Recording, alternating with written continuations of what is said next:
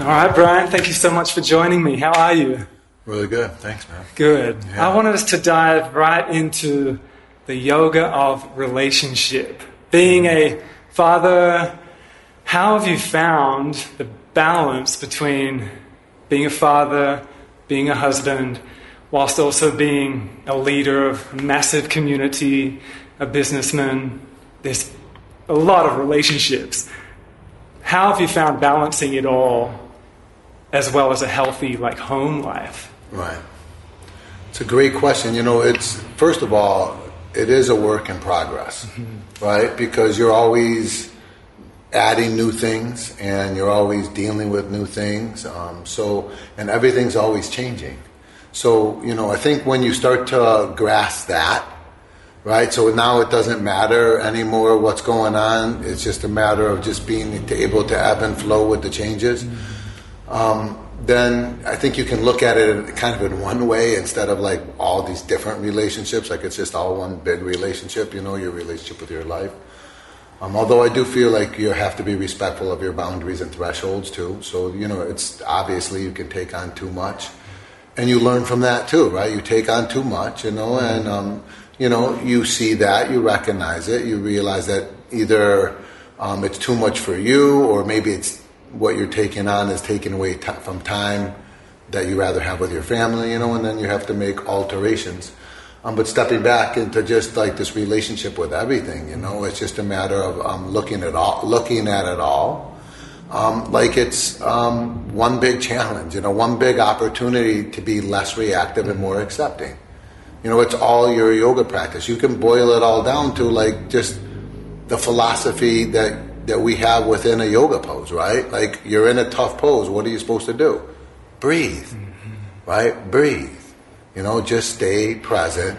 Don't react so strongly, right? And do what you need to do to take care of the situation.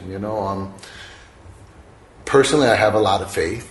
I have a lot of faith that everything's happening exactly the way it needs to happen in order for all of us to learn and grow and become all that we're becoming. And so there's a lot less, or if any, negativity towards any situation. Because I realize that actually those situations where you might get negative, that those situations that are challenging, have a tendency to be your biggest teachers, your greatest teacher, your greatest opportunity to learn and grow. The universe gives us a pretty obvious example, right? You challenge a muscle, it grows. Right? You don't challenge it, it atrophies. The challenge in your life is necessary. It's how we evolve. It's what you do with the challenge. So, I take advantage of it all. And I have become overwhelmed at times, and things have become too much. And then you step back and you just make a plan, this is what I got to do, I just recently left LA to live in a smaller town. It was just, I felt like, enough's enough. It's so busy here. There's so much going on. I honestly believe that LA is the greatest big city on planet Earth. Maybe Sydney's number 2, but LA's number 1 for me. And there's so much going on here. It's so amazing. But at the same time, it's a lot, and I felt overwhelmed. I felt the noise, the traffic, all that stuff. So I just decided to step back and, made that move. And it was a plan. It's not easy to move an entire family of 7 somewhere else, So, but anyways, that's a long answer. That's a good answer. Long-winded answer. Yeah. Sorry. No, it's a great answer. So would you feel like the practices in the room are vital practices for handling those challenges? That connection to the breath, we can often become just desensitized to it. I've met so many people where they haven't done a yoga practice, they haven't done a breath practice, let alone a really comprehensive physical practice. No connection to breath. You ask them to just breathe, and there's barely any movement of breath. So I guess it takes a bit of time and perseverance to be able to even just pay attention. Where LA is kind of the mecca for creativity and beauty and everything good in the world, but it's also chronically distracting. All the EMFs, all the commercialism, all the distractions that seems having a studio like this right in the hub. What a blessing to have the training ground just to connect with the breath, to open up the channels of the body, and then be able to simply pay attention, because I think it's like an epidemic right now of just people not being able to pay attention and really trying to. Yeah, I agree. It's tough, I mean, you have so much pulling you away. I believe that's kind of the secret agenda, It's like, the people. It's like we've built so many distractions into our life, so we never have to feel again. It's like, I mean, if it wasn't enough, in the times when we were growing up, with newspapers and magazines and television and all that, now we had to add the internet, and Facebook and Instagram and Netflix, and I mean, it's like, and then you got the billboards, and we are being barraged, at all times. And we got the cell phone and the smartphone, and we got, we got text messaging, and you got Facebook messaging and Instagram. I mean, you can message everybody, in every capacity. You got Venmo message. I mean, it's just, we built so many distractions so we don't have to feel again, because it's difficult. It's difficult to be present. It's difficult to start dealing with these innate habit patterns that are within us that yoga is meant to deal with, because this is where real health and wellness comes from. It's like, the more you camouflage that stuff, the bigger it grows inside you, and eventually one day it's going to burst out in a disease or something traumatic or massive, right? And so the idea is just to kind of step back. You say connect with the breath. I'll just say be present.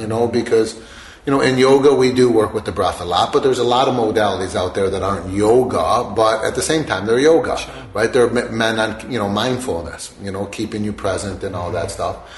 And the breath is nice because it's flowing through your nose right now. But just to kind of step back and kind of feel what's going on, right?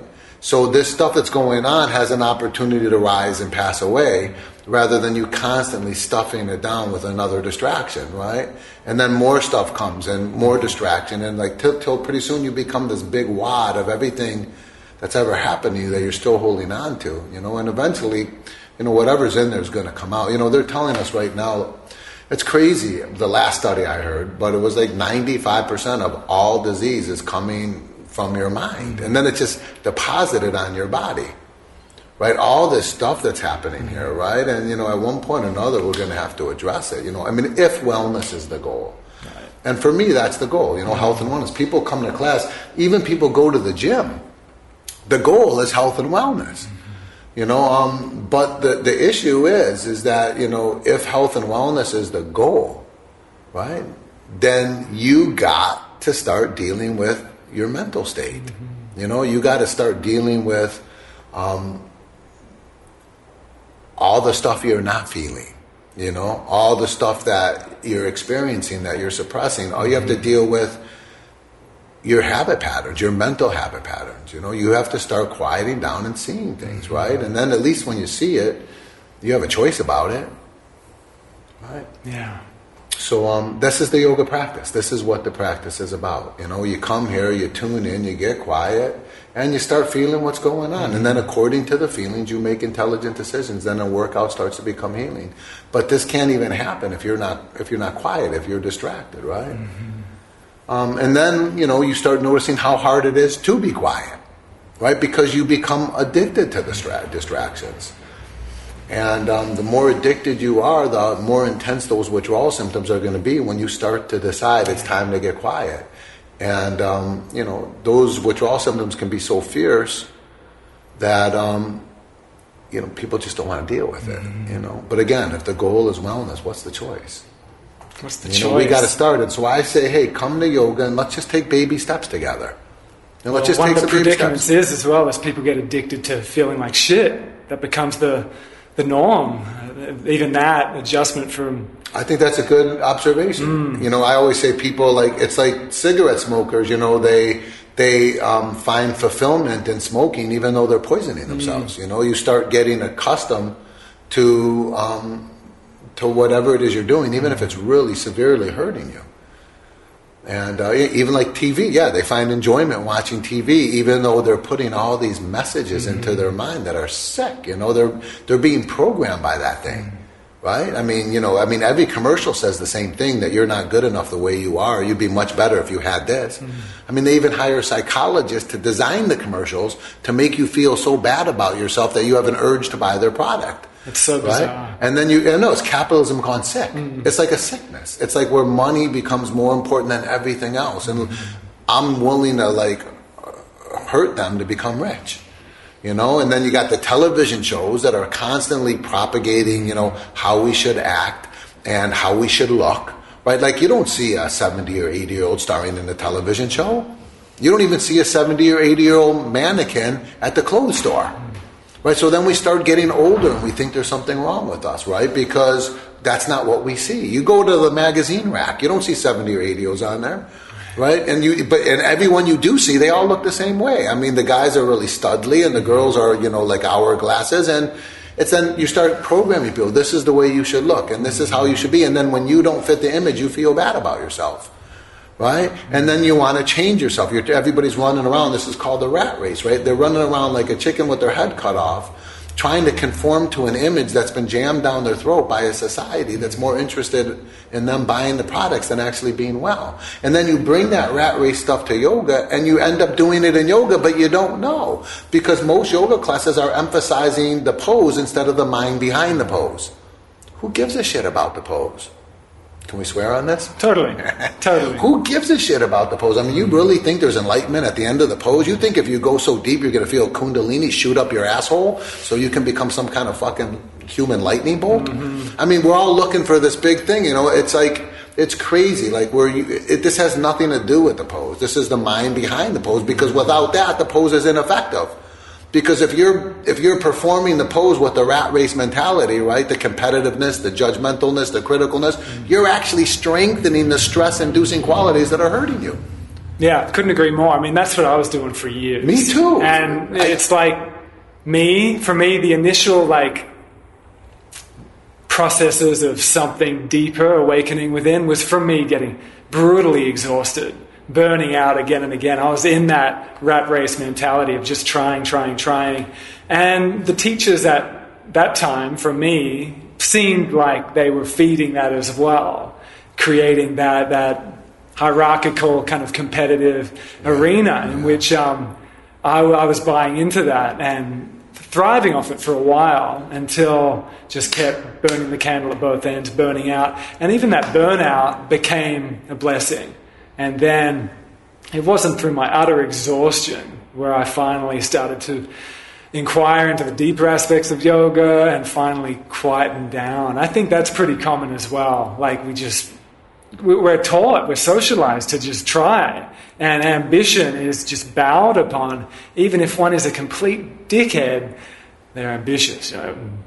Good guy, good girl. They're ambitious. They're really trying. And that was my trance for sure. It didn't matter if I was a complete dickhead. If I was trying, and if I was ambitious, and no matter how much I was burning out, tried really hard. That's all that matters. But then just the bliss. There was actually exhaustion in the bliss. There was a bit of depression, a bit of just not feeling good. But I could feel, oh man, I need to get still. That forced me into stillness, and see if you can speak to that a little bit. I think that's pretty common. Yeah, I mean, the exhaustion will give you that, because at one point or another, when there's no fight left in you, maybe at that point you can surrender a little bit.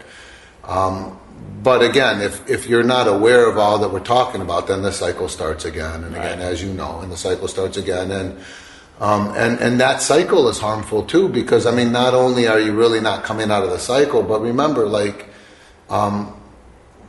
pushing yourself to that degree is also counterproductive physically, right? And you come to yoga, minimally for physical health, or you exercise in general minimally for physical health. Hopefully it's more than that, but minimally physical health, which we know now is really a byproduct of mental health. So as we become more aware, we need actually probably more meditation than exercise physically.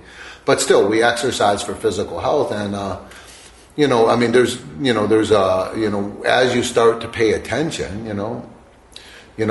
to things that are happening around you. You know, the writing is on the wall everywhere, but when you've been so programmed by your culture to see things one way, you know, there's a psychological law that says the more you see something, the more you believe it, even if it's insane. Right? I mean, what other reason would you say that we're destroying our mother, you know, Mother Earth? I mean, it's ridiculous and insane, but we're still doing it, right? And we can't seem to stop. And so, you know, when you start seeing things over and over again, you believe it, even if it's crazy, and, you know, it starts getting you to act in a way that is crazy. It's unintelligible, because if you step back, took a deep breath, and just looked around, you know, you'd see basically everything falls under the law that the harder you are on it, the faster you destroy it. Right? Like, if you really want to live as long as possible, feeling as good as possible, the last thing on earth you would ever want to do is push your body hard. Now, that basically turns Western fitness upside down. Right. That's like opposite of CrossFit or whatever they're doing these days. I have no idea what they're doing. I think cycling's all the rage right now. The cycling, and, you know, the triathlons and the marathons and the CrossFit and the this and the that. And, you know, it's like, because all these things are basically meant to change you, to make you bigger, to make you stronger, to make you looser, to make you faster. You know, this yoga is so fucking weird in such a beautiful way, but it's so antithetical to our culture, right? But yoga doesn't want to change you.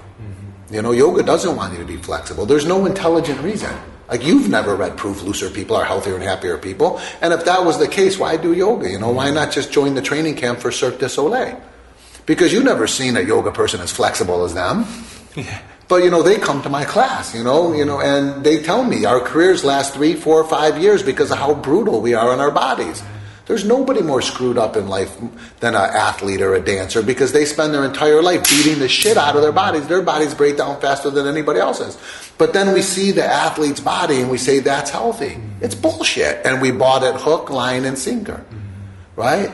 It's the opposite of health. Peak performance and wellness are polar opposites. Right. Because in order to get the most out of yourself, you got to destroy yourself. That's why you get bigger and stronger, because then you build up. But your body will only take so much of that. I mean, if you want to go buy a used car because you don't have money to buy a new car, who do you want to buy the used car from? Because we all want to buy the used car from the same person, right? Who is that person? The little old lady from Pasadena? Right? I mean, it's got to be Pasadena, right? Because Pasadena is the most gentle climate on earth for automobiles. There's no rain, there's no snow, there's no humidity, there's no salt in the air, there's no salt on the roads. Metal does not rust in Pasadena. Is that right? Yeah, right. And then the little old lady, she barely drove her car. And when she did, she drove so slow and careful. You go to buy that car, it's like 20 years old. It's like getting a brand new car. Last thing you'd ever want to do is buy a used car from a taxi driver from New York City. That car has been used and abused, right? Well, that's an athlete's body, right? But if you treat and study after study, if you Google it, like healthiest exercise, number 1's going to come walking, number 2's going to come swimming. 2 of the most gentle, non-impactful exercises, right? Because they don't destroy, right? They activate, but they don't irritate. Right? So, you know, if you really want to last long feeling amazing, you wouldn't want to push yourself hard like that little old lady didn't push her car. Right? But if you don't push yourself hard, how are you going to get yourself in that Lululemon outfit 2 sizes too small? How are you going to grow your bicep bigger than your head so you can crush people with your bare hands? Because just like the women have been programmed, us men have been programmed. This is what a man is. You can relate to that being an Aussie, right? The macho culture, we got it here, probably as much or more, but it's like, this is what a man is, right? And it's bullshit. I thought the name was gentleman. I thought the men that we admired, like the Jesus and Gandhi, were the how come that image isn't propagated more in television shows and on covers of magazines, right? But this big, so everybody starts trying to fulfill this image that's been jammed down their throat by our culture. And yoga is basically this is enlightenment. Enlightenment means awareness. Just become aware of this crazy shit. And then at least you have a choice. You're aware of it now. Do you want to feed into it and continue the sickness? Or do you not want to feed into it? Right? And if you don't want to feed into it, I've created a community of people that will support you. And that's not easy to do because most people are not supported at their own dinner table. Right? There's competition. You know, the father, hey, son, what have you done today? What have you accomplished today? Hey, you know, it's like there's that consciousness and that support of being accepting instead of being competitive. Being okay with what's going on. It doesn't mean you can't strive to do something, but it doesn't mean there's anything wrong with what is. Because, you know, if there's anything right about where you end up, it's only because you are where you're at right now. So where you're at right now is just as right. Anyways, I could talk forever. You could, and I'm loving it. You're still a donation-based studio, aren't you? Yes. Yeah, that's incredible. When did you begin the donation concept here? When you opened, right? 25 years ago. It's incredible. Yeah. It really is incredible to be right in the heart of Santa Monica. That would have been unheard of. I mean, it's still unheard of where I'm from. In Australia, I don't know of one donation-based studio. So what balls you have for really just leaping in and creating that foundation for anyone and everyone. I really bow to that. That is awesome. I'm kind of, I don't really have a question for it, but I just want to acknowledge the amazingness of really having the trust to do that. Thanks. Yeah. Thanks. It is, you know, it's a leap, you know, it's a leap, but listen, we're yogis. Mm-hmm. And if, you know, it doesn't mean just because you're a yogi you need to do donation basis, but I mean, if we're yogis, you know, I mean, if we're not going to be the ones who lead the way, then who's going to do it? Like, if we're not going to lead the way in mindfulness, in giving, generosity, compassion, you know, and all these benevolent qualities that are the only thing that I can see that's going to help things shift in a benevolent direction. I mean, how do you shift in a benevolent direction if you haven't cultivated benevolence? Right? And so, you know, this donation model is about giving instead of taking. And it's not that we don't need money to survive. We do, but, you know, we trust that if you give, it'll come back. You know, I mean, this is biblical, right? If you give, it'll come back 10 times or 100 times or whatever it says, you know. And but you use the word balls. Who's got the balls to try? Because it's scary, right? What if they don't give? Then you're going to go under. Well, then you fucking go under. And then you can start again and start charging then, okay? But give it a try. Like, you know, like act on your ideals. If it doesn't work, it doesn't work. Then you can say, okay, it didn't work, but give it a try, right? And you might discover some things, you know, like it does work. And even if it doesn't work, there might be things on the path that were powerful that you discovered that you can then bring into wherever you end up going from there. So yeah, it must have been a really clear, direct vision, because often people have the inspiration and the creative insight to do something, but then doubt and fear just smothers that shit. So you must have had a real just convicted clarity of that I was vision, convicted. Huh? Yeah. I was convicted. I have to admit, you know, I think we are the first donation yoga studio, you know, in the world that I knew. But we weren't the first donation-based practice, you know, and I never seen one except one day, one day I went to do a Vipassana meditation, and it was all on donation, you know, and I wanted to cry. You know, I mean, they house you and they feed you and they teach you and they don't charge you, you know, and I'm like, it was just so beautiful. It was like pure, you know, and it's not like they don't need money, you know, I mean, they, you know, your donations is what keeps them surviving. But I was like, there's something more important than money, you know, and to me, that's important. And that's what, you know, I thought to myself, why can't we bring this into other things, especially yoga? Right? I mean, you know, if you own a furniture store, I mean, I don't know how you're going to work this out. You might be able to work it out. You might be able to. I'm sure where there's a will, there's a way.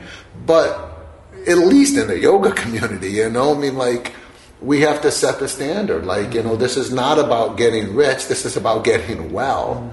You know, the more people, the brighter the light, the smaller the shadow, right? The more people who do yoga, the more things are going to shift in a benevolent manner. You know, the more things are going to start healing.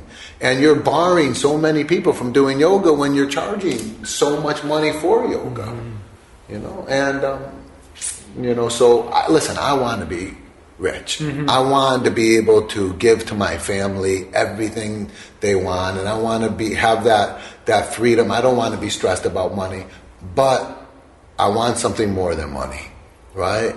And that is the upliftment of humanity. That is our well-being, individually and connectedly, because we're all connected. And so so that's my priority, and I just hope that the money will come, at least to the degree that I can take care of me and my family. And here we are 25 years later, and we're hanging in there. Beautiful. Yeah. Great work. Really commend it. Now, zooming back to when you were 14, you moved from Detroit to Hawaii, did you not? And that's when your yoga path began. What a blessing. I mean, when I was 14, I was a little punk doing drugs and skateboarding and on the streets, and just a real punk, which that had its blessings in it anyway. That kind of exhausted itself as well, but I had a very unhealthy period from 12 to 17. So what a blessing to go from Detroit to Hawaii. Where were you in Hawaii, for starters? We spent about half of our year. Well, I was that punk that you were, too, maybe even more severe. I've been in jail a few times myself, but it was a blessing. I went to Maui, and I was just fortunate enough to, my father, who was a surgeon, and had a bad back and didn't really know what to do because everything in the medical community wasn't helping. Someone said, do yoga, and he did it, and he was really high stress person, and the yoga relieved his stress, made him feel peaceful, made him feel good, and he wanted us to do it, but he knew that we would never do it. So he forced us. He said, do yoga or get the hell out of my house. So I didn't want to do it. Honestly, I didn't really want to do it, but I had no choice. I was on this rock in the middle of the ocean, right, in the most remote place on planet Earth, the Hawaiian Islands, and I had no choice, and so I was forced to do it, and I was lucky enough to be in the first Ashtanga yoga class in the world, outside of India, when David Williams brought the methodology of Ashtanga yoga. He brought it first to California, and he had a class in Encinitas, and then he disbanded that and moved to Maui, and then had his class in Maui, and I was in that class. I was fortunate enough to be turned on then. And, Ashtanga yoga had enough egotistical gratification for me that, I was able to appreciate it.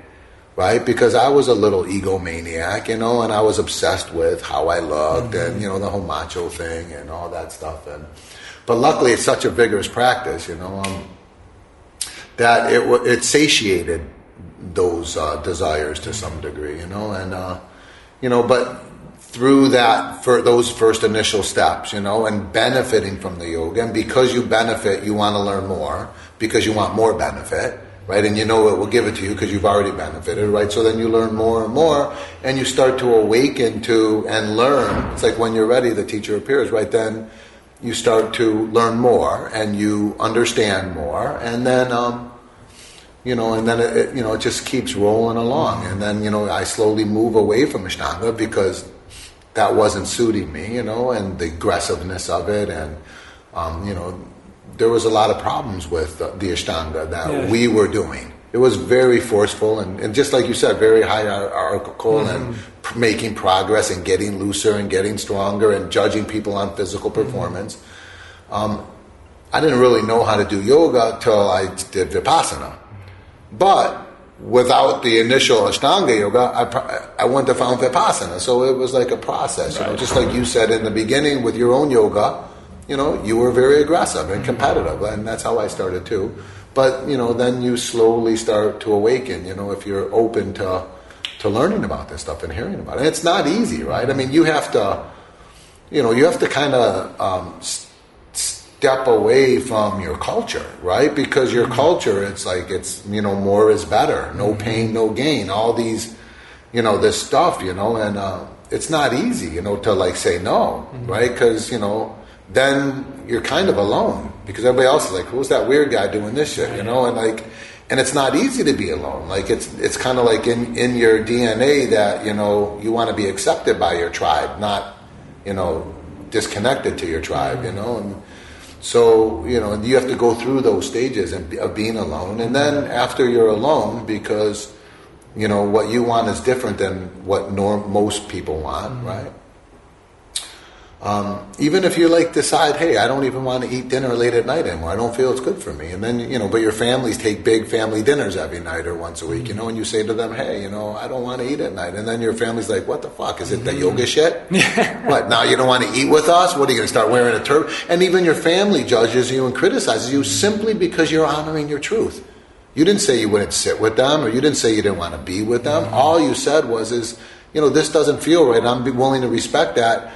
You don't even know what feels right, and if you did, you wouldn't be willing to respect it maybe, but, you know, I tuned in, this doesn't feel right. So even you can even be alienated a little bit from your family, ostracized by your family, right, let alone your community.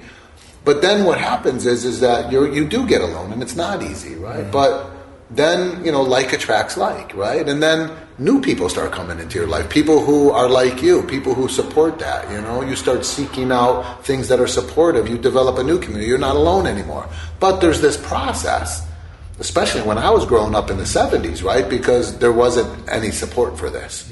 You know, now you got, you know, yoga everywhere and support everywhere, but, you know, back then it was a little bit more challenging. You know, you were literally alone being a Detroit boy doing yoga. Because after I learned it in Hawaii, I came back to Detroit. You know? Ah, did you? Yeah. What a practice to integrate. Ooh, man, it was challenging. It was so challenging. You know, that's how I ended up here, because it was so challenging there. I didn't really know why I was moving here, but when I got here, I realized it, because there's so much support for the things that I'm into. You know, health, wellness, open-mindedness, because you got to be a little bit open-minded to receive this stuff. You know, and that's the hallmark of, you know, California, right? Yeah. It's probably the most liberal place on planet Earth. And anything goes. And there's a lot of crap in there, too. You got to weed through the crap, you know, but also it supports, you know, things that are also very valuable and powerful. Yeah, thank you for pointing out the aloneness, because I do think that's a pretty common predicament, even for people in the yoga room. I keep hearing from students coming up feeling alone in their experience, assuming that, say it's a meditation, they're assuming everyone's in this deep, enlightened meditation, and they're the only one still thinking. And even that feeling of aloneness, I keep hearing again and again, and I can remember that experience of a kind of spiritual competitiveness and a spiritual superiority complex of really trying to... I call it spiritual arrogance. Right. Yeah, so I think that aloneness is really an invaluable practice to just sit with it. Sit with it in the classroom. If you're feeling all alone, everyone's better than me, burn that shit up just by sitting with it and watching it. The aloneness in our culture, and then, like you said, you meet people of the same frequency. But I think at first there's like an initiation of like sitting with the discomfort of that initial aloneness, which is like the ego thinking, holy shit, I'm alone. Right. But then you go deeper than that into like the you could say soul aloneness, and then it's all the oneness realm, the meditative realm gets revealed. But that initial discomfort of like the ego feeling alone, I think that's a big hurdle to burn up and jump over and work with. That. Yeah, thank you for speaking to the aloneness situation, because it's a deep practice. Yeah, I mean, hopefully the meditation teacher, the yoga teacher will address that. Yeah. You know, to kind of ease the participants' mentality, because the yoga instructor, if they're actually practicing what they preach, knows firsthand that aloneness, knows firsthand a lot of what the participants are going through, because they've gone through it, and so they can, you know, through their words, they can hopefully, you know, help them ease into this and let them know that they're not alone. You know, like, this is so damn difficult. Like, like when I'm leading a meditation and we're trying to quiet the mind, you know, I'll just tell everybody, if you can do this for 8 seconds without a thought slipping in your head, you're way ahead of the curve. So don't think it's just you, right? It's not. We're all dealing with this, because, you know, we become accustomed to the place where our mind dwells. We become addicted to it, and now we're trying to break that addiction, and it's not easy. And you'll notice your mind and 8 seconds eventually becomes 10 seconds, and 10 seconds becomes, 14, and 14, 19, and you slowly increase this space between your thoughts where you can be quiet. And now you also increase your ability to catch yourself when your mind does drift and pull your mind back. And you increase your ability to be accepting of the fact that your mind drifts, so you're not judging and criticizing yourself. Because it's, when you get into this world of yoga, there's almost like this ideal, like you're supposed to achieve, right? And then if you don't meet that ideal, you can be judgmental and critical on yourself, right? Like one ideal would be, as Jesus said, right? The nails are going into his hands and he says, do not judge them, right? Or he who has not sinned, cast the first stone, right? He's talking about non-judgment. He's talking about keep your mind in a benevolent place. Don't go into this sick tendency. And, right, so then as a yogi, but it's still a human and a yogi evolving, you catch yourself being judgmental, which is normal, right? And then you start judging yourself for judging, right? Like you get caught in this cycle, like, and you notice that you're being critical, and then you start criticizing yourself for being critical, right? Or, you notice yourself being competitive, and now you're competing with yourself to not be competitive. It's like this sick cycle that we get lost in. The whole idea is just notice it, smile and let it go. Stop feeding it mental energy and unconscious loyalty. And the more we stop feeding this stuff, the weaker it becomes. This is another universal law. We mentioned one earlier, right? The harder you are in anything, the faster you destroy it. Anything. Your car, your marriage, your body, right? So gentleness is the key. The crazy thing about that is gentleness is just another word for moderation, right? I mean, if we understood that, there'd be no such thing as global warming. Like all this stuff ties into like what we work on in here translates to our life outside. Matter of fact, if what we do in here doesn't help us out there, it's worthless, right? Like practicing being more moderate in here, so maybe when you go out there, practicing being less reactive to tough moments in here, so when you go out there, you notice you're not reacting so strongly, because stress doesn't ever happen to you. It's how you respond to what's happening to you, right? So maybe we could have this safe place to practice. This other law is if you give it food, it becomes strong. If you don't give it food, it starves and dies.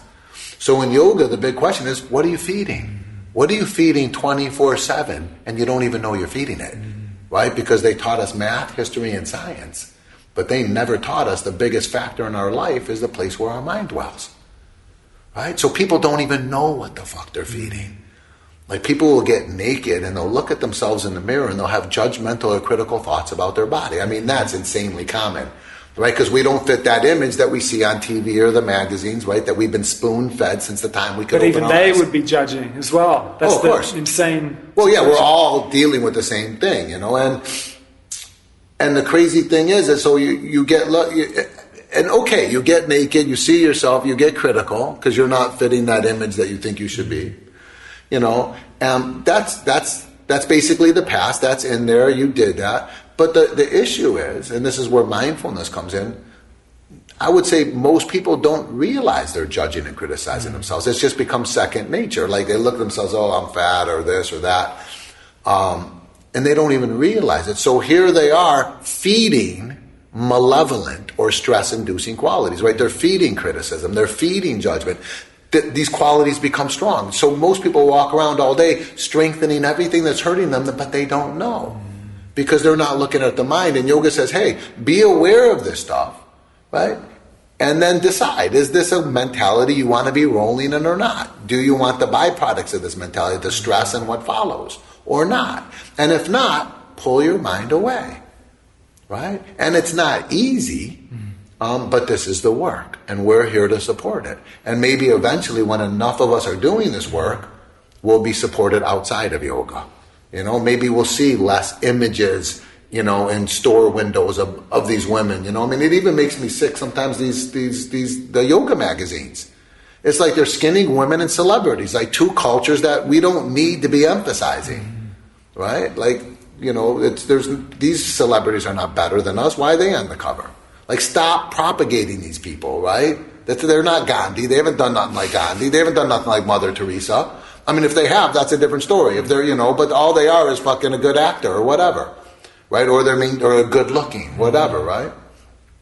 And then the women, the images they put on the magazines, and now 90% of women or more, are making themselves sick trying to look pretty because of this stuff. So let's wake up together. Yeah, that and this new realm of the Insta famous yogi. I mean, it's confusing for these young teachers. I mean, so many teachers doing their 3-week course and really in it for that glamorous facade, that glamorous illusion of, okay, done my quick 200 hour, which is getting quicker and quicker. Like, there are so many options out there. You can do it in 2 weeks, And then they're a teacher, they're Insta famous, and they're teaching these people kind of quick fixes, That's what I was speaking to before. Students coming out kind of confused, kind of thinking, I'm meant to be completely quiet, I'm meant to be completely positive because I'm a yogi, I'm meant to be completely vegan, vegetarian, and kind of getting ahead of themselves, rushing all these things of just dieting too hard, too quick, trying to fit into those tiny size 4 stretchy pants, trying to be Insta famous and trying, and a lot of the magazines and the Instagram thing is feeding that. So I wonder if you could speak to this whole new movement of young teachers diving into. There's some good quick teacher trainings out there, I'm sure, but there's a lot of crap out there too, which isn't really training a teacher. Well, you said so many things, and you just said so many things. First of all, the whole, the Facebook and Instagram culture. Number one, you said Insta something, but that made Insta famous, right? And that made Instagram pop in my head, and it's like that's one sickness because. First of all, no one's going to say on Instagram that they just woke up and farted and diarrhea came out with their fart. They're not going to tell you what the fuck's really happening. They're going to put on the smile face, right? And because of that, you think that's what their life is. And then when your life's not like that, you think there's something wrong with you. And no one's really telling you. This is just a big fucking facade, right? That's number one with that stuff. So, that stuff is crazy. I use it for business. Just to let people know what I'm doing. I got, 8,000 Instagram fans. So, hey, if I'm doing a workshop, I'll let them know. Or 35,000 Facebook fans. If I'm doing something, I'll let them know. But nothing personal, ever. Right? Like, just stay away from that crap, number one. I mean, that's and you know what, now they're telling us that, this next generation of kids is suffering from more depression than any other culture that's ever been recorded. No one knows what to do with this technology stuff and how it's affecting us. We're all a bunch of guinea pigs with that. So, I say, minimize that best as possible. You can use it as a tool. I'm not anti-technology, but technology has become sick when an unbalanced mind gets a hold of it. So trying to use it in a balanced way. 200 hours, all this stuff, it's all bullshit. Who made this shit up? Come on, let's be honest. 25 years ago, none of this stuff existed. There's no 200-hour training in India. Now there is, because they're copying us, right? It's basically, this is what we do. We try to make this stuff conform to our mentality, right? And this is our mentality, like a degree or whatever, like a training. And, it's like this stuff isn't supposed to conform to our mentality. This stuff's supposed to free us from our mentality. Right? We brought our shit into yoga, and we're turning yoga into shit, and no one even knows because we're not looking for our shit. We're too busy trying to do triangle pose correctly. It's crazy, right? 200 hours. Who are these people that even writes that gives us the curriculum for this? They're telling us, oh, listen, you do these trainings, you need 14 hours of anatomy, and you need 14 hours of philosophy, and this is what a 200-hour training has to be. And I'm saying, well, why? Who made you the god of yoga that you can write these laws of what this should be? It's never been like this, right? And then what we're getting is cookie cutter yoga, right? And then, you're trying to get people to conform to what you think's right. And if they conform to what you think is right, then they're not going to emphasize what they think is right. Like if you make me do 14 hours of anatomy, which I could give a shit about, I never took an anatomy class in my life, and my teacher never did. I'm not saying there's anything bad with anatomy, but I think there's things that are more important. And if you're going to do this, you're going to make me do this, then I don't have time for this. Right? That's number one. So it's like now we're like, you're making cookie cutter yoga. So it's crazy, and I'm just confused about why people are buying into this stuff. You know, like, why are people going for this? Who are these, like, this Yoga Alliance people who made up these rules? Like, no one even knows who they are. They're like in an office somewhere, and no one's ever even met them. Like, who, you know, and they're making money hand over fist over all this. The studios have to pay them money in order to be aligned with that, whatever they're doing. And then the students have to pay them money when they want to send in their credit hour. It's like, it's a great business idea. And maybe their intentions were benevolent. They're like thinking, hey, let's make sure these teachers know what the hell they're doing to some degree. Let's make sure they got a foundation in anatomy. Let's make sure they got a foundation in philosophy, whatever. So maybe their intentions are benevolent. I'm not criticizing their intentions, or I'm just saying that it's creating a big mess because it's based on a fallacy that a certificate will keep the quacks out, right? If a certificate will keep the quacks out, then what happened with all our priests, right? That all went to seminary school and they all got certificates, and now they're all messing around with our little boys. Like all of them. I mean, it's like a sickness, like thousands, like it was actually a hidden club, right? I mean, it was like, you know, as soon as you give someone a certificate, you empower the quack, because now the quack has a certificate and you trust them. And anybody can get a certificate because it just takes a good fucking memory. It's like anything in education, it just takes a good memory. So I'm not criticizing your intentions, but it doesn't work. Right? And every studio owner complains about it because it's just more red tape and it's more bureaucracy. Now my certificate's not good enough. I got to get approved by you. So I don't believe this stuff works, you know, and never in the thousands of years that yoga's existed has this existed. And now, you know, of course, us Americans, you know, leading the way, trying to make this conform to our mentality. And by the way, you know, us Americans got plenty of room for improvement, right? So it's like, you know, we should try to fix what's already wrong before we create new stuff, right? And so, yeah, I'm not a big Yoga Alliance person, 200 hour. I think every training is good because you're going to learn something. Sure. You know, even if you learn what you don't like, that might push you towards what you like, so it was a valuable thing. So I think there's value in all these trainings, especially if you're brand new and know nothing. Then you're going to learn something, even if it's little, you know. And then when you're ready for learning more, you'll go find someone else, and the process starts. Whether you want to call it a teacher's training or just going to someone's class and studying with them. Either way, you're learning. So nothing wrong with putting yourself in a training, but those people who run the training don't have a right to say you're a teacher. No one gave them that right. Right? All they can say is, you went through my training. Here's proof. Here's a certificate that I signed. But that doesn't make you a teacher. Right? The only thing that makes you a teacher is if there's a student in front of you. Then you're a teacher. Right? But unfortunately now, even, you know, studios and even gyms are saying, where's your, like this Yoga Alliance, they've really done a good job of embedding themselves in the culture. I don't know how they did it. But now people are saying, do you have your 200 hours or whatever, you know? And I personally, none of my trainings have anything to do with that. I won't buy into it, just like I won't buy into the way business is done normally. Like, you know, I'm a holdout, you know? Like, I'm going to fight for, you know, and it's you know, it's not like this fight is, you know, doesn't seem to be rubbing off on too many people, but for me, it's fulfilling. Well, good. Yeah, good. And good on you for standing your ground.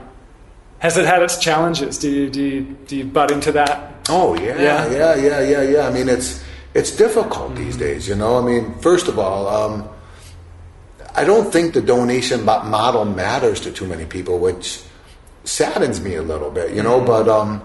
But maybe it's just because we live in such an affluent area. Whether you're in Perth or whether you're here, you know, I mean, there's such affluency that the donation factor isn't a big factor for people financially speaking.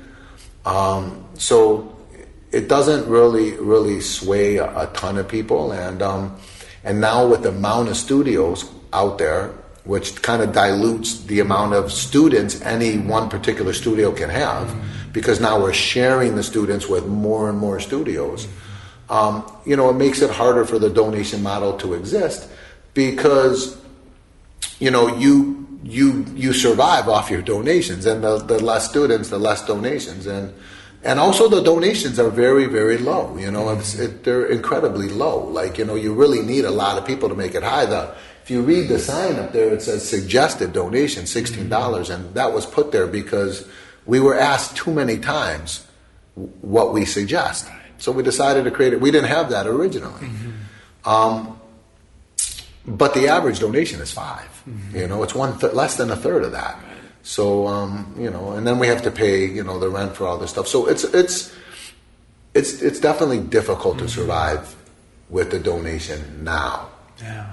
In the beginning it was different because there wasn't as many students. Like when I started, we were the only studio in Santa Monica, California's business district, which is 5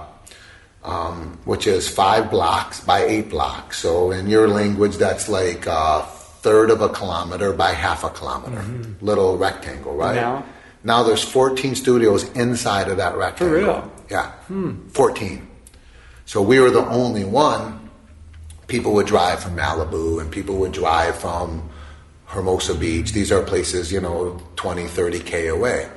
People would drive from here and from there because they didn't have a lot of choices, and they loved our classes. Now, even if they love us more, it doesn't make sense to be spending 2 hours in the car if there's a studio at your corner. They walk there. And they do the class, and they come out of the class feeling amazing, because whenever you do yoga, you feel amazing, right? And they save themselves 2 hours. And even if, they rather be in my class or one of the teachers here, it just doesn't work with their schedule and all that. So before they made it work because they had no choice. But now there's so many more choices. And I think even the studios that are not donation are having to, regroup and figure out how to make this new modality work with the proliferation of yoga studios. It's probably happening in Australia too. Totally, yeah. And then there's the online world. You've got an amazing archive of online content for listeners anywhere in the world. They can tune into that, can't they? Yeah, totally. Yeah. I mean, we're jumped on that. We were probably the first ones to jump on that. One of the first ones to jump on that. And people have that opportunity to learn online, and it makes sense in so many ways because then you don't have to drive at all, and you can do a class at your leisure whenever you want, whether it's 2 in the morning or 2 in the afternoon, whether you want 20 minutes or 60 minutes or 2 hours. And to me, it's almost as good. You get the teachings from the teacher, right? You miss out on the group energy, but that's prefaced with the fact that you don't have the drive time. So that's kind of a wash. You still get the teachings. So I think the online stuff, and we have that in proliferation. We have the even teachers trainings online now. Oh, great! And I think that's using technology for our benefit, whereas we can use it to actually create less stress. We can also use it to our detriment by just being on that technology all the time. I want to bounce back just a little bit to your Ashtanga days. I know you spent time with Pattabhi Joyce, and I remember you, I don't know if it was in a class or when you were in Perth giving your workshop, or I do remember you saying your experience with Pattabhi Joyce magnified or revealed how you don't want to teach. Yes. Yeah. Could you speak to that a little bit? Yeah. I really feel like, Pattabhi was giving us what we wanted, not necessarily what we needed, right? Like, if I would have went to Pattabhi, and Pattabhi would have said, hey, what are you doing here? And I would have said, well, I want to become enlightened, and I want this, I want that. And he would have said to me, what are you, crazy? Have you not looked in the mirror? You're fucking beautiful, right? You're beautiful. You're already there. Don't you see that? I would have been like, fuck you, I'm going to go find someone who can fix me. Right? Because I thought I was broken. Most of us do. We think there's something wrong with us and we're trying to be better. I want to be more rich. I want to be more pretty. I want to be more skinny. I want to be more young. I want to be more strong. I want to be more flexible. I want to be more popular. It's always about getting somewhere. Where yoga is about like loving and accepting yourself for the way you are. But he was very willing to tell me how fucking broken I am and how he could fix me. Right, so and that's what I wanted to hear, right? So, he was giving me what I wanted, not necessarily what I needed. And that was the mentality that pervaded the entire experience. There was a lot of aggressiveness. They were pushing, people were breaking. I mean, there was two people in his thing. There was the people who thought they were great because they could do everything, and people who thought they weren't great because they couldn't do any of it, right? And it was like this hierarchy of who does first series and who does second and who does third, and it was like ego, and it was all this crazy. And then the violence, the aggression. I mean, people would snap. People were pushing. I mean, it said that this Ashtanga was meant for 15-year-old boys. And I don't even know if it was meant for them, because the truth is that he made it all up. He invented this stuff. Who knows? And he didn't speak English. So no one really knows anything about this stuff. All we know is that he says it comes from something called the Yoga Karunta, which is this ancient manuscript where it came from, but no one on earth has ever seen a Yoga Karunta. And the yogi philosopher George Feuerstein, who wrote the complete illustrated book on yoga and all that, and he's like, he's a PhD in yoga philosophy, right? And he's never heard of this thing. He's like, I've never seen it. It's like, and so, and then he was also charging exorbitant monies, right? And like, if people would come all the way to India not realizing that yoga cost so much money, they didn't have enough money, he'd say, get out of here, you can't come. US dollars too. Oh yeah, US dollars. And I would see people like leave in tears. I mean, I literally saw one Aussie girl come, this girl named Bronwyn, who's probably an Aussie name because you won't hear that name in the States often. I know a lot of Bronwyns, yeah. And, she left in tears because he wouldn't, he said that, you don't have enough money, you can't be here. And she was like off a few bucks, it was like, and the money and the aggression and so when I said what I learned from him is everything I never want to be as a teacher, and it's true, but those lessons are important. And I always thank him in my gratitude meditation. Always feel grateful for him. And I can't say for sure if that wasn't his plan, right? If that wasn't his plan, there's that great yogi, I don't know if you ever heard of him, Bhagwan Sri Rajneesh, or he changed his name to Osho, a great new special. I don't know if you see the special. Yeah, it's great. Wild Country. Yeah, Wild Country. And the dude's got 90 Rolls Royces, right? 90 private Rolls Royces, private jets and all that, and people say that's not yoga and all that. He could be building hospitals, he could be doing all this stuff with the money. But the crazy thing is that building hospitals doesn't work. There's enough people doing that shit. We have just as much suffering as ever. What works is shifting consciousness. And in him driving 90 Rolls Royces, he's showing you how fucking judgmental you are, right? Because you start judging him for it. If he doesn't do something to bring up your judgment, how are you going to even know there's judgment in there? How are you going to stop reacting to the sickness within you if that sickness isn't arising? Right, so who knows why? And I'm not saying that's why he had, but who knows why he had 90 Rolls Royces, right? It's like, let's not judge him. Let's stay away. Maybe that's the teaching. That's why I don't judge Pattabhi for doing what he does. And he did a lot of other things that were incredibly questionable. Incredibly. But I just say, hey, let's be selective sponges. Let's go into situations. Let's absorb the things that we find to be valuable and just discard what we find to be not valuable. And one great thing that came out of many great things that came out of Pattabhi is number one, what I learned there is that I don't want to be aggressive. I don't want to be forceful. I don't want people to get hurt in my class. I don't want to be hurt. I don't want to feel broken all the time. So this whole gentle mentality started its formation in his class, and something else that came out of his class was the money thing. I want to make this available to everybody. I want this to be for everybody, not just people who are rich, which is basically the way it is in the Western world. I mean, 99% of the people who are doing yoga are fairly wealthy people. They're not coming from the impoverished communities. In Australia, they're not the Aboriginals who are doing the yoga or anybody coming out. They're not the poor people who are working 5 jobs. It's really basically rich housewives. And sometimes they'll drag their husbands and their husbands will stay, and then, you get mostly that. And so I wanted to make sure that, so a lot of this stuff, the donation, a lot of this, the gentleness, the moderation, and came from the problems I saw with the style that I initially started with. So, I'm incredibly grateful to him, and I can't say that wasn't his plan. I mean, who knows? The mystery. Who knows? And you don't know. I mean, maybe he could have said, "Man, I'm gonna teach these Westerners a lesson." That could be his mentality. I'm gonna give them everything they want and show them how fucked up that is. Who knows, right? But I got some good stuff out of it. Good.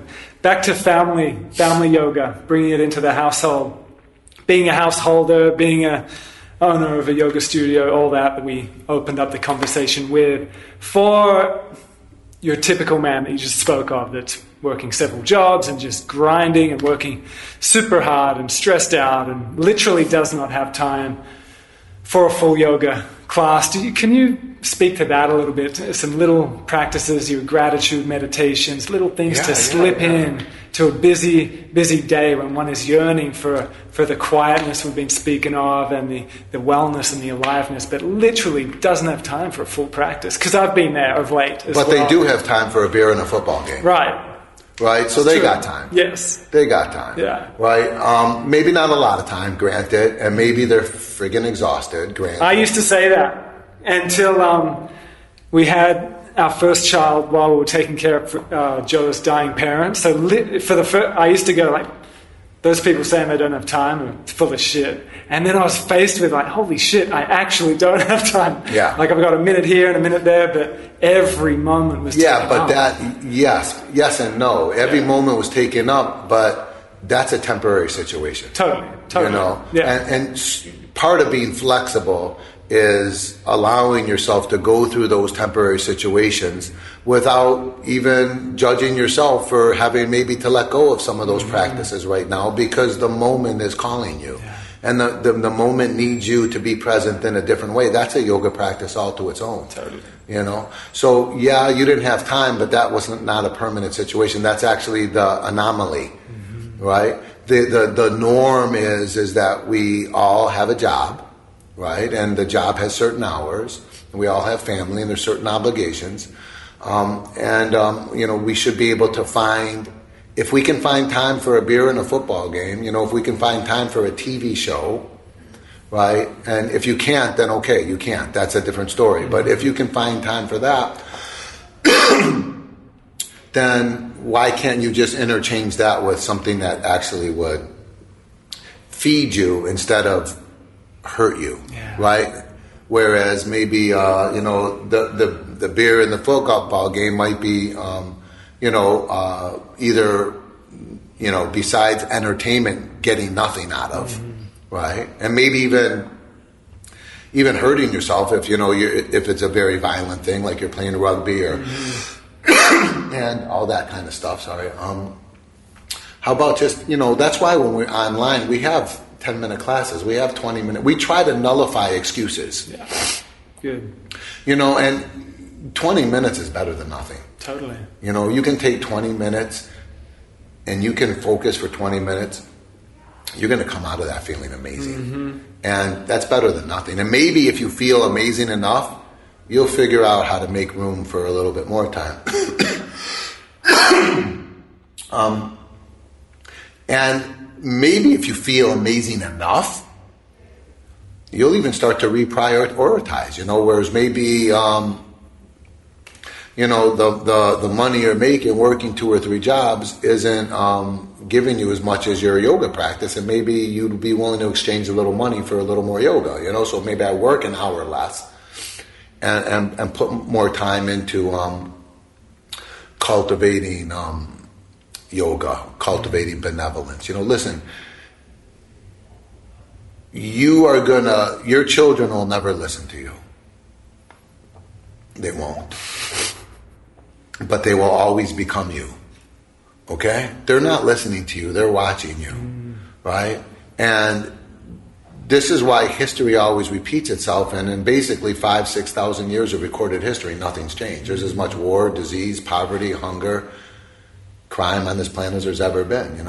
Per capita, there's just as much as ever. So This disease, we just keep passing it. We pass it to our children, and they pass it to their children. It's this mentality. So, the only way the shift happens is when you decide to make the shift. You got to be the link in the chain that snaps, that says, I'm not going to be, most of they say the abused becomes the abuser, right? Like you were treated a certain way and you treat them. And now yoga's saying, wake up and notice that you were treated a certain way, and the tendency is to treat them that way, but decide do you really want to treat them that way? Like to start waking up. So, if you look at the news and you think to yourself, there's room for improvement, or you think this is not optimal, right? Then you have to realize what you're seeing when you watch the news is you're seeing what all human minds put together equals, right? It's just basically the consciousness on this planet is nothing more than all of our individual consciousness combined. So it can't shift out there unless it shifts in here, right? Like Gandhi said, be the change that you want to see, right? Because it can't change in the world if it doesn't change inside of me or shift, right? So if you are hoping, and all we want for our children is their health and happiness, right? That's all we want for them. So if you really want that, then you have to find it yourself, because they're going to copy you, right? And so maybe you can fight for a little bit of time to give to yourself, because then you're teaching them to take time for themselves, right? If dad works like a slave and then drinks beer and watches football or whatever, or whatever, then, that's what they're going to do. They don't see any way out, because all they see is you, right? And then they become that, and a lot of us, we grew up and we try to get out of us what our parents put in us, they didn't mean to hurt us, right? They didn't know what they were doing. There's a lot of good things they put in us too, so let's not, talk just about the negative, but addressing the negative in order to maybe stop feeding it, Even including the kids in our yoga practices, rather than us needing to extricate ourselves and go to our own corner, our own room, even bringing joy into including our kids into the if practice. That's what you're into, why not? I always go into another room, but the kids, you see them, they peek open the door, right? They're like, Dad's doing yoga, Sometimes they'll come in and disturb me, and I let them run around for a little bit. I'm like, then I'm get out. I got to finish this, because I'm teaching them that it's important to take time for yourself, But they know Dad's in there doing yoga, right? That's the seed. Dad's doing yoga right now. The seeds are being planted. And then bringing that yoga into the family, because the yoga of relationships is like the hardest yoga of them all. I remember hearing that years and years ago when I was in that competitive trance of yoga, just handstands and arm balances, and even though I had shoulder injuries galore, I was told it was a healing crisis. Just keep going, just keep going. And through that, I was getting told by other deeper texts, the yoga of relationship is the most advanced yoga. And I just shunned that. I was a total cynic to that dialogue until being in. Until you got married. Married and caretaking and kids. And holy shit, the yoga of relationship, bringing truth and honesty and consciousness into a conscious relationship.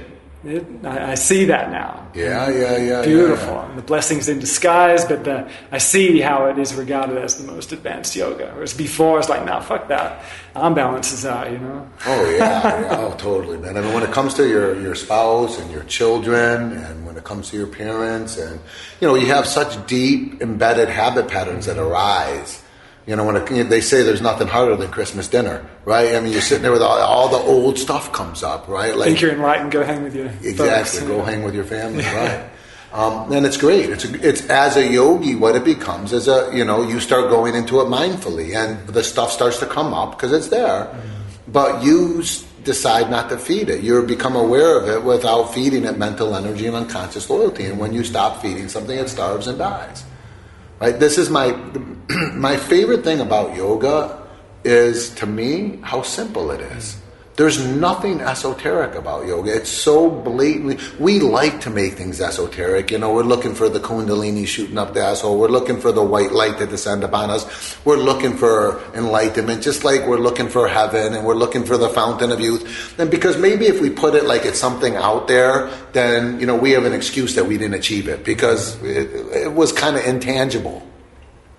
But my favorite is it's just completely tangible. It's so tangible. It's like so simple. You can't take care of something you don't touch. That's why you see all the movements.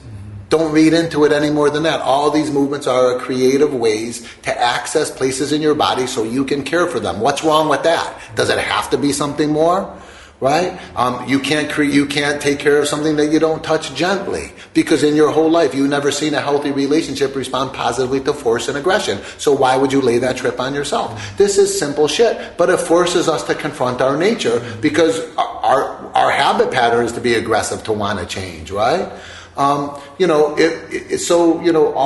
get into the situation with the family, and you have this opportunity, right? It's not easy. Simple and easy are two different words, right? So it's so simple, right? You feel this stuff coming up. Your sister makes a comment. Oh man, you just want to fucking smack her, right? I mean, but you notice it, you feel it. Like, I'm getting angry right now. Let me breathe instead of reacting, right? I'm not reacting to this feeling. I'd rather get up and leave than react to this feeling, because now that I'm in an emotional state, nothing positive is going to come out of it. There's nothing I can say right now that's going to benefit the situation. Let me just shut up.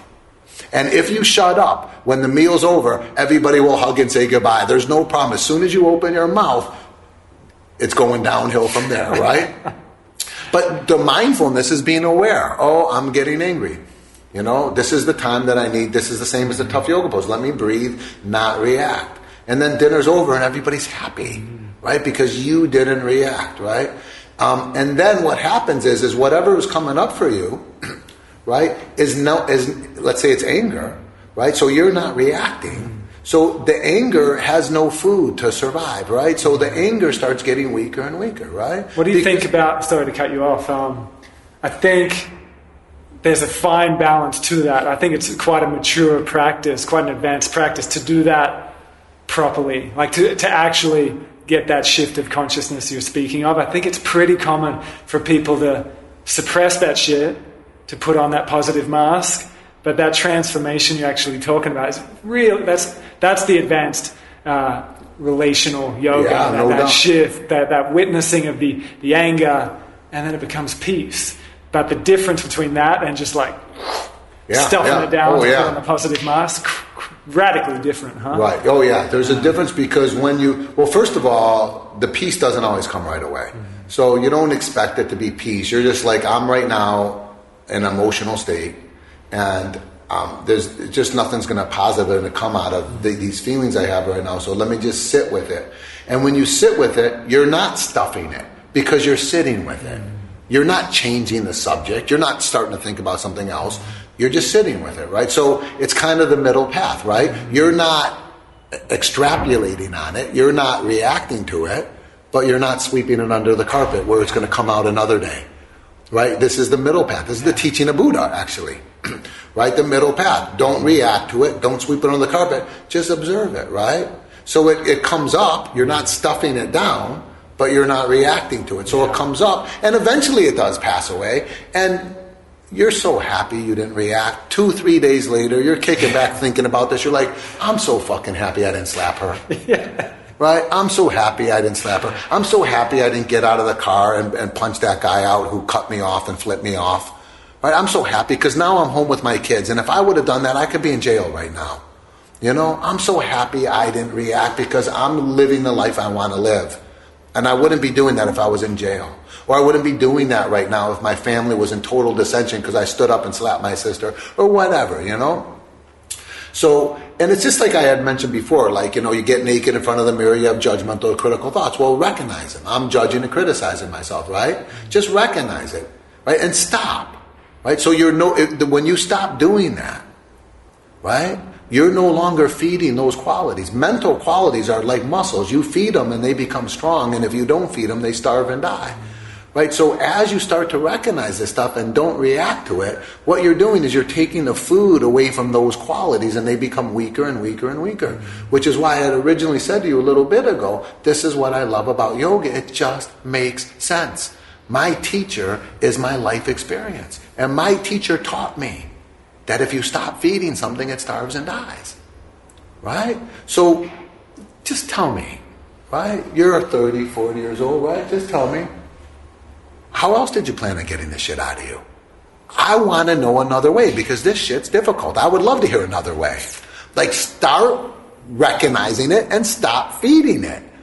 Like, it just makes sense. That's what happens in everything in life. I stop watering the plant, it dies. I water it, it grows like a fucking weed, right? So I stop feeding my kid, it dies. I feed my kid, he becomes big and strong. It's like whatever you feed strengthens. Or is there? I think we're good here. Like someone stuck their head. I'm like, I hope we don't have a class going on. I think we're good. Good. But I want to do a little shout out to a dear mutual friend, Isabel Casey, and her family. She speaks so highly of you, and she often also slides in there. Fuck, Bryan Kest should be president. And she really means that. We're like, she's very passionate and forthright with a lot of the political issues going on, and very empowered for bringing conscious conversations and all of that. Awesome. She's amazing. The whole family is amazing, and she often slides in the fuck, Bryan Kest should be president. Do you have any insights and practices for dealing with the political climate? Political climate right now? Well, I kind of gave it to you when I talked about Osho. Or Bhagwan. I'm like, listen, like I tell everybody, listen, first of all, we had to go through Bush to get to Obama, right? It's like, sometimes, and we have this saying in the States, you probably have it in Australia, and the saying is 2 steps forward, 1 step back, right? This is the process. You're 2 steps forward, 1 step back. So, we could be in a stage right now, we're in that 1 step back, and sometimes you need that step back before you're catapulted forward. So, for me, everything that's happening is happening perfectly, right? I don't know if you've ever, been to the beach at Perth and at sunset, right? And, or have you ever been to Margaret River, and sat there in the springtime with the wildflowers, and you ever been in nature in this really beautiful thing, and you're there at the beach in sunset, you don't want to change anything, do you? I mean, right? You don't want to change it. It's beautiful, right?